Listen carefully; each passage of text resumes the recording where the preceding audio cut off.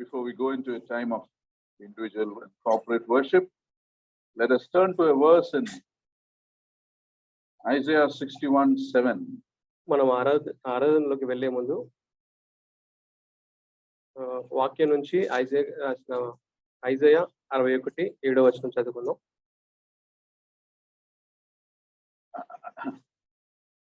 I will read in English. There won't be a separate reading in Telugu, but look at your books. Look into the Bibles. Isaiah 61:7. Instead of their shame, my people will receive a double portion. And instead of disgrace, they will rejoice in the inheritance. So they will inherit a double portion in their land, and everlasting joy will be there. You know, we all in life, we go through the highs and lows of life, right? మనకు తెలుసు మన జీవితంలో ఎత్తు పల్లాల గుండా మనం వెళ్తూ ఉంటాం. When we are blessed and when everything is going on smoothly, we feel on a high. We feel, we feel confident in facing life. మన జీవితంలో అంతా సజావుగా సాగుతున్నప్పుడు, మనకు విజయం పొందుకుంటున్నప్పుడు మనం ఎత్తులో వెళ్తూ ఉంటాం. And when we go through a loss or a sickness or someone does us some harm, we go through the lows of life. మనకు నష్టం కలిగినప్పుడు, తర్వాత మనం అనారోగ్యం గుండా వెళ్తున్నప్పుడు, మనకి ఎవరైనా బాధపరిచినప్పుడు, హట్ చేసినప్పుడు మనం లోయల గుండా వెళ్తూ ఉంటాం. And when you go through the lows, it's easy for us to feel sad or in despair. మనం ఈ లోయలో వెళ్తున్నప్పుడు ఇది సాధారణం. మనం ఏంటంటే నిరుత్సాహపడడం, బాధపడడం. It is easy for us to feel like a victim. That means, why is this happening only to me? ఇలాంటి సందర్భంలో మనం తరచుగా అనుకునేది ఏంటంటే మనము బాధితులుగా ఉన్నాం, మనమే ఎందుకు బాధితులుగా ఉన్నాం అని అనిపిస్తుంది. Others don't face the problems I am going. నేను అనుభవిస్తున్న ఈ సమస్యల్ని ఇతరులు అనుభవించట్లేదు. And when you see some of us go through more trouble than others also. మనం చూసినట్లయితే మనలో కొందరు రెండంతల సమస్యలు గుండా వెళ్తూ ఉన్నారు. We go through double trouble, yeah. Then we see some people like Sister Shiva who is suffering virtually all her life, Sister Sujja, Sister Sushila.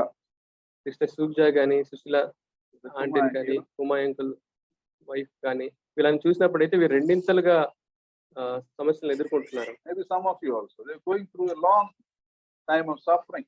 మనలో ఉన్న వారిలో కొందరు కూడా అలాగే చాలా కాలం నుంచి రెండంతల సమస్యల్ని ఎదుర్కొంటున్నారు. And this verse we read says God is planning to double your blessings also. ఈ వాక్యం మనకు చెప్తుంది, దేవుడు తన ఆశీర్వాదాలను కూడా రెండంతలుగా మీకు ఇవ్వాలని చూస్తున్నాడు. Instead of their shame, my people will receive a double portion. అవమానానికి బదులుగా నా ప్రజలు రెండంతల ఆశీర్వాదాన్ని పొందుకుంటారు. The whole verse can be paraphrased like this. ఈ వచనాన్ని ఈ విధంగా పారాఫ్రేజ్ చేయొచ్చు.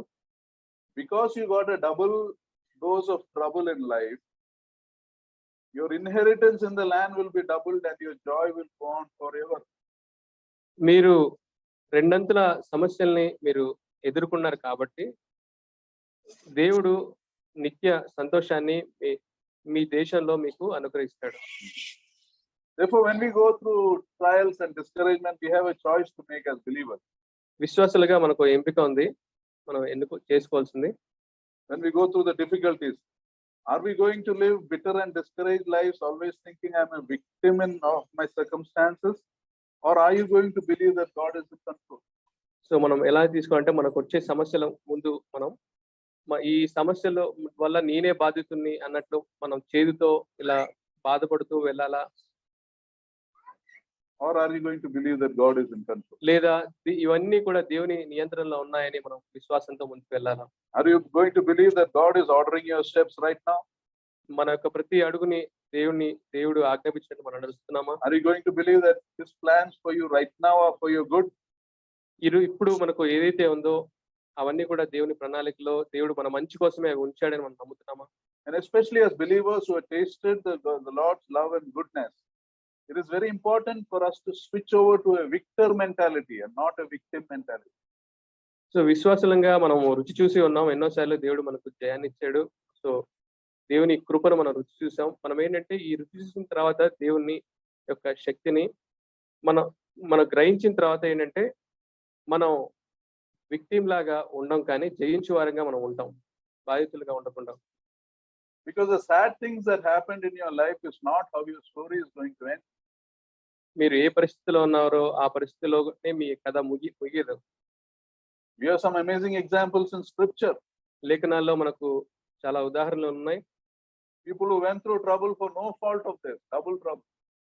వారు ఏ తప్పు చేయకుండానే వారు రెండంతలుగా సమస్యలను ఎదుర్కొన్నారు. People who suffered because of the wickedness of others, not their own wickedness. వారు righteous people. వారు నీతిమంతులు, వారు ఏ తప్పు చేయకుండా ఇతరులు చేసిన తప్పుకి వారు శిక్ష అనుభవించారు. Daniel was a righteous young man. He was taken to Babylon as a slave. దానియేలు నీతిమంతుడైన యవనస్తుడు, ఆయన బానిసగా చెరపట్టబడ్డాడు. But the end of his story was he ended up with a great position of power and prestige and authority. కానీ దానియేలు యొక్క ముగింపు చూసినట్లయితే తను మంచి అధికారంలో, ఉన్నత స్థాయిలో ఉండి మంచి శక్తిగల స్థాయిలో తను ఉన్నాడు. Why? ఎందుకు? Because in all the unfairness that he was going through, God was working to double his blessing. తను అన్యాయంగా ఎదుర్కొన్న సమస్యలను బట్టి, రెండంతలుగా ఎదుర్కొన్న సమస్యలను బట్టి దేవుడు తన కోసం రెండంతల ఆశీర్వాదాన్ని ఇవ్వడానికి పనిచేస్తున్నాడు. Joseph was sold as a slave because he obeyed his father's instruction and went to his brothers. యోసేపు తన తండ్రి మాట విని తన సహోదరుల దగ్గరికి పరామర్శించడానికి వెళ్ళాడు. And he was sold as a slave and went through prison and all those things. But the end result was he ended up in a great position of power and prestige and authority. తన తండ్రి మాట విని సహోదరుల దగ్గరికి వెళ్ళినప్పుడు తన సహోదరుల దగ్గర నుంచి తను బానిసగా కొనుక్కోబడ్డాడు. సో కానీ చివరి ముగింపు చూసుకున్నట్లయితే తను ఐగుప్తులో గొప్ప స్థాయిలో గొప్ప శక్తి కలిగి మంచిగా ఆశీర్వదించబడ్డాడు. Because behind all that unfairness he was going through, God was working to double his blessing. తను అన్యాయంగా ఎదుర్కొన్న ఈ సమస్యల బట్టి దేవుడు రెండంతలుగా తను ఆశీర్వదించాడు. Job was the most righteous man of his generation. యోబు ఆ యొక్క తరంలో గొప్ప నీతిమంతుడు. And that is a testimony of God, not the testimony of people. అది మనుషులు ఇచ్చిన సాక్ష్యం కాదు, దేవుడు ఇచ్చిన సాక్ష్యం అది. But in one day he lost all his children, all his wealth, and even his health. కానీ ఒక్క రోజులోనే తనకున్న సంపద, తనకున్న పిల్లలు, తనకున్న ఆరోగ్యం కూడా క్షీణించిపోయింది ఒక్క రోజులో. But the end result of all that was he got back twice of what he lost. కానీ ముగింపు మనం చూసుకున్నట్లయితే తను ఏదైతే కోల్పోయాడో దానికి రెండింతలు పొందుకున్నాడు దేవుని వల్ల. Because behind all that pain and sadness that Job was going through, God was working to double his blessing. యోబు ఈ సమస్యల గుండా, ఈ ఇబ్బందుల గుండా వెళ్తున్నప్పుడు, రెండంతలుగా సమస్యల గుండా వెళ్తున్నప్పుడు దేవుడు కూడా రెండంతల ఆశీర్వాదం ఇవ్వడానికి పనిచేస్తూ ఉన్నాడు. Shadrach, Meshach and Abednego, they were thrown into a furnace for taking a stand for God. Shadrach, Meshach, Abednego అనే వారు కూడా దేవుని కొరకు నిలబడినప్పుడు వారిని అగ్నిగుండంలో పొలిమిలో వేశారు. People who saw them, other believers or Jewish, they would have thought, if you follow God, you're going to go into more trouble when they looked at him. So మిగిలిన యూదులు ఆ విషయాన్ని చూసినప్పుడు, సో దేవుని కోసం మనం నిలబడితే ఆ విధంగా మనం చనిపోవాల్సి వస్తుందని అనుకుని ఉండొచ్చు. But inside that furnace, God was waiting for them. ఆ పొలిమి లోపల దేవుడు ఎదురు చూస్తున్నాడు వారి కోసం. And outside, when they came out of the furnace, was waiting for them promotion and increase and favor. కానీ ఆ పొలిమి వెలుపల వారి కోసం హైక్ అనేది, దాని తర్వాత ఏంటి ప్రమోషన్ అనేది, తర్వాత దయ అనేది ఎదురు చూస్తూ ఉంది. Because through all those frightening experiences they were seemed to be going through, God was working to double their blessing. ఆ యొక్క భయానకమైన సంఘటనల మధ్య వారు ఎదుర్కొన్న సమస్యల నుంచి కూడా దేవుడు వారిని రెండంతలుగా ఆశీర్వదించడానికి పనిచేస్తూ ఉన్నాడు. All these people who went through suffering and pain, they were mostly innocent victims for no fault of theirs. ఈ వీరందరినీ మనం చూసుకున్నట్లయితే వీరు తప్పు చేసి ఆ విధంగా ముందుకు వెళ్ళట్లేదు, కానీ వారు అమాయకంగా ఉంటూ ఇతరులు చేసిన తప్పుకి వారు శిక్ష అనుభవించారు. But they looked to God and God turned them from victims to victors. కానీ వారందరూ కూడా దేవుని వైపు చూశారు. దేవుడు వారిని ఈ బాధితులుగా ఉండకుండా వారిని జయించు వారిగా చేశారు. And the same God is at work in our lives too. ఆ దేవుడే మన మన జీవితాలను కూడా పనిచేస్తూ ఉన్నాడు. Remember, the sad things that happened in your life is not how your story is going to end. మన జీవితంలో జరిగిన చేదు అనుభవాల్ని మనం గుర్తు చేసుకుంటే ఆ విధంగా మన కథ అనేది ముగియదు.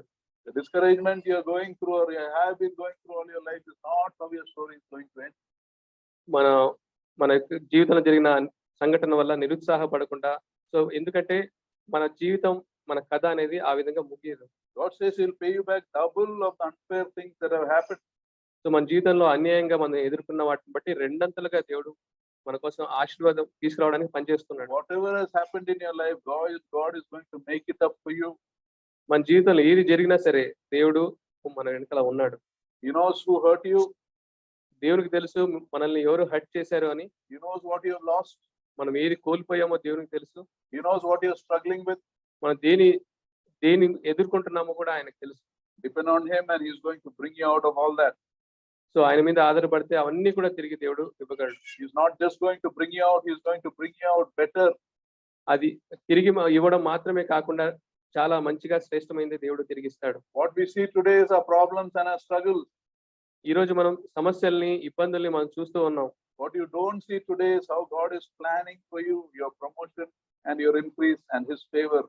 కానీ మనం ఈ రోజు చూడనిది ఏది అంటే ఆయన దయను, మనుషుల దయను, దాని తర్వాత ఏంటంటే కృపను, ఇంక్రిమెంట్ ను, తర్వాత హెచ్చించబడడం and everlasting joy, this verse say. నిత్య సంతోషం అనేది వాక్యం చెప్తుంది. That means in and through your problems, God is working to give you a joy that will last forever. అంటే వాక్యం చెప్తుంది మనము అంటే పొదువలేని నిత్య సంతోషాన్ని దేవుడు మనకి ఇస్తున్నాడు అని. A joy that is going to last beyond your life on earth. భూమి మీద మన జీవితం ఉన్నంత వరకు కాకుండా దాన్ని మించి కూడా ఆనందాన్ని ఇస్తున్నాడు దేవుడు. Sometimes we may not find all our answers in our life on earth. భూమి మీద ప్రతి వాటికి మనం సమాధానం పొందుకోలేము. But there is an everlasting joy that is waiting. నిత్య సంతోషం అనేది మన కోసం ఎదురు చూస్తూ ఉంది. So are you discouraged about something today? ఈ రోజు ఏ విషయం గురించి అయినా మీరు నిరుత్సాహపడుతున్నారా? About the future, భవిష్యత్తు గురించి, lack of job, జాబు లేని విషయం గురించి, not settled down. ఇంకా జీవితంలో సెటిల్ అవ్వలేదు దాని You గురించి, got a health problem that is tying you down. మిమ్మల్ని కృంగదీస్తున్న అనారోగ్య సమస్య గురించి Don't be discouraged. నిరుత్సాహపడకండి. React in faith. విశ్వాసంలో ప్రతిఘటించండి. React in obedience and thanksgiving. దేవునికి విధేయత చూపిస్తూ కృతజ్ఞతాస్తుతులు చెల్లించండి. Because all things work for the good of those who love God and who are called according to His purpose. దేవుని ప్రేమించే వారికి, ఆయన చిత్తానుసారంగా జీవించే వారికి మేలు కలుగుటకే సమస్తమును సమకూడి జరుగుతున్నాయని గుర్తించుకోండి. See, brothers and sisters, when you are His child, even as situations in life seems to be pushing you down, remember the blessing of God is continuously working to push you up and out. సహోదరులారా ఇది గుర్తించుకోండి. మనకున్న సమస్యల గుండా మనము నిరుత్సాహపడకుండా, కిందకి దిగజారకుండా విశ్వాసంలో స్థిరపడండి, ఆయన మీద ఆధారపడండి. దేవుడు ఆ సమస్యల గుండా ఏంటంటే మనల్ని రెండంతలుగా పైకి ఎత్తిస్తాడు. In the life ahead of us, it's not going to be problem free. We'll go into tough situations. మనం చూసినట్లయితే సమస్యలు మనకు చాలా సులువుగా ఉండవు, అది చాలా క్లిష్టంగా ఉంటాయి. You may go through sad situations.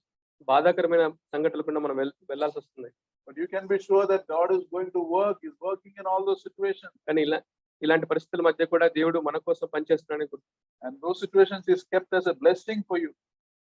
దాని ద్వారా ఏంటంటే ఆ పరిస్థితుల ద్వారా దేవుడు మనల్ని ఆశీర్వదిస్తున్నాడు. God is going to bring you out in triumph. You're not a victim. You're a victor. మనం ఈ సంఘటనల గుండా మనము బాధితులం కాదు, జయించు వారంగా ఉంటున్నాం. And we must reflect that confidence as we live life. ఆ విధంగా మనం జీవించాలి. మన జీవితం కూడా అలాగనే ఉండాలి. And when people ask us, we must say with boldness the reason for our blessing, the reason why you are at peace. So మనం ఎందుకు సమాధానంగా ఉన్నామని ఇతరులు అడిగినప్పుడు మనం ధైర్యంగా చెప్పగలగాలి. It is because of the blessing of God in my life. I have a God who blesses me double. దేవుని ఆశీర్వాదం, క్రీస్తు యొక్క ఆశీర్వాదం నాలో ఉంది అని, కాబట్టి నేను రెండంతలుగా ఆశీర్వదించబడుతున్నా అని మనం ధైర్యంగా చెప్పాలి. It's not just double trouble. I have a blessing much more than that. ఈ రెండంతల సమస్యలు కాదు, ఇబ్బందులు కాదు, రెండంతల ఆశీర్వాదం నాలో ఉంది క్రీస్తు ద్వారా అని చెప్పగలగాలి. So let us take this time, let us worship our God. ఈ సమయాన్ని తీసుకొని దేవుని ఆరాధిద్దాం. Understand the greatest blessing of God is the presence of God in our lives.